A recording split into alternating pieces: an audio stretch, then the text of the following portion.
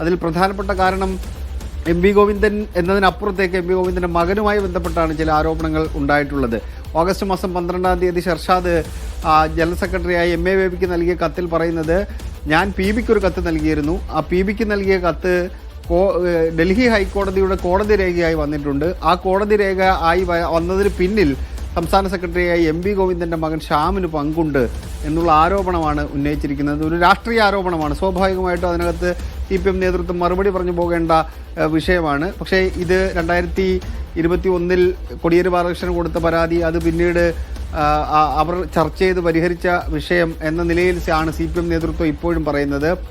ഇതിനൊപ്പം തന്നെ മധുര പാർട്ടി കോൺഗ്രസിന് മുമ്പ് രാജേഷ് കൃഷ്ണയെ ഈ സമ്മേളന പ്രതിനിധിയായി ഒഴിവാക്കുന്ന സമയത്ത് ഇൻസ്റ്റാഗ്രാമിൽ ഈ ഷർഷാദിൻ്റെ ഇൻസ്റ്റാഗ്രാമിൽ അദ്ദേഹം തന്നെ ഇതിൻ്റെ ആദ്യത്തെ പേജ് പോസ്റ്റ് ചെയ്തുകൊണ്ട് ഇതിൻ്റെ വിശദാംശങ്ങൾ ആവശ്യമുള്ള ആൾക്കാർക്ക് ചോദിച്ചാൽ ഞാൻ തരാം എന്ന് അദ്ദേഹം പറഞ്ഞിട്ടുണ്ട് എന്ന തരത്തിലുള്ള പ്രതിരോധങ്ങളെല്ലാം CPM നേതൃത്വം സ്വീകരിക്കുന്നുണ്ട്. പക്ഷേ ഗുരുതരമായ ആരോപണങ്ങൾ, പലതരത്തിലുള്ള പല നേതാക്കൾക്കെതിരെയുള്ള ആരോപണങ്ങൾ അതിനകത്തുണ്ട് എന്നുള്ളത് കൊണ്ട് CPM നേതൃത്വം അതിന് മറുപടി പറഞ്ഞ് പോകേണ്ട വിഷയമായിരുന്നു. അതുകൊണ്ടാണ് വക്കീൽ നോട്ടീസ് അയച്ച് ഇത് 3 ദിവസത്തിനുള്ളിൽ പിൻവലിക്കണമെന്ന തീരുമാനത്തിലേക്ക് അതുപോലെ തന്നെ ഒരു നടപടിയിലേക്ക് എന്തായാലും പാർട്ടി കടക്കുന്നു എന്ന് വേണമെങ്കിൽ പറയാം. പക്ഷേ അപ്പോഴും ഈ കത്ത് എങ്ങനെ ചോർന്നു, എങ്ങനെ പുറത്തു വന്നു എന്നതിൽ ഇപ്പോഴും ഒരു വ്യക്തതയില്ല. ആരത് പുറത്തുവിട്ടു, ചോർത്തി എന്നതിലൊരു ഉത്തരം കിട്ടേണ്ടിയിരിക്കുന്നു. അതുപോലെ തന്നെ കത്തിൽ ചൂണ്ടിക്കാണിച്ചിട്ടുള്ള സാമ്പത്തിക ആരോപണം അടക്കമുള്ള ഗുരുതര ആരോപണങ്ങളുണ്ട്. അത്തരം വിഷയങ്ങളൊക്കെ പാർട്ടിക്കുള്ളിൽ എത്രത്തോളം ചർച്ചയാകുന്നുണ്ട്?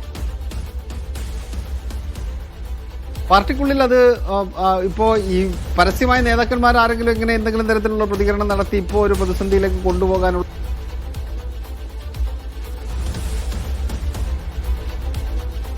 തരത്തിലുള്ള പ്രതികരണങ്ങളിലേക്ക് തുടരാം. അത്തരത്തിൽ ഏതെങ്കിലും തരത്തിലുള്ള പ്രതികരണങ്ങളിലേക്ക് പോകാനുള്ള യാതൊരു സാധ്യതയും ഇപ്പോൾ കാണുന്നില്ല ദിവ്യ.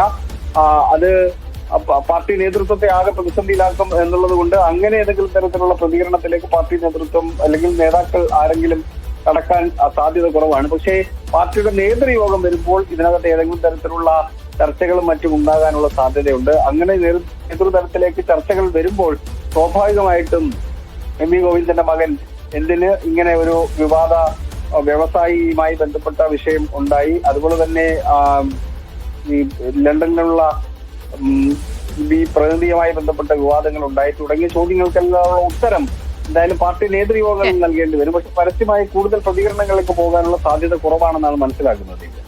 എന്തായാലും കത്ത് വിവാദം വലിയ പ്രതിസന്ധിയിലാക്കിയിട്ടുണ്ട് CPM നേതൃത്വത്തെ. അതിന് പിന്നാലെയാണ് ഇപ്പോൾ മുഹമ്മദ് ഷർഷാദിനെതിരെ നിയമ നടപടിയിലേക്ക് CPM സംസ്ഥാന സെക്രട്ടറി എം വി ഗോവിന്ദൻ കടന്നിരിക്കുന്നത്. വക്കീൽ നോട്ടീസ് അയച്ചിരിക്കുകയാണ് ഷർഷാദിന്.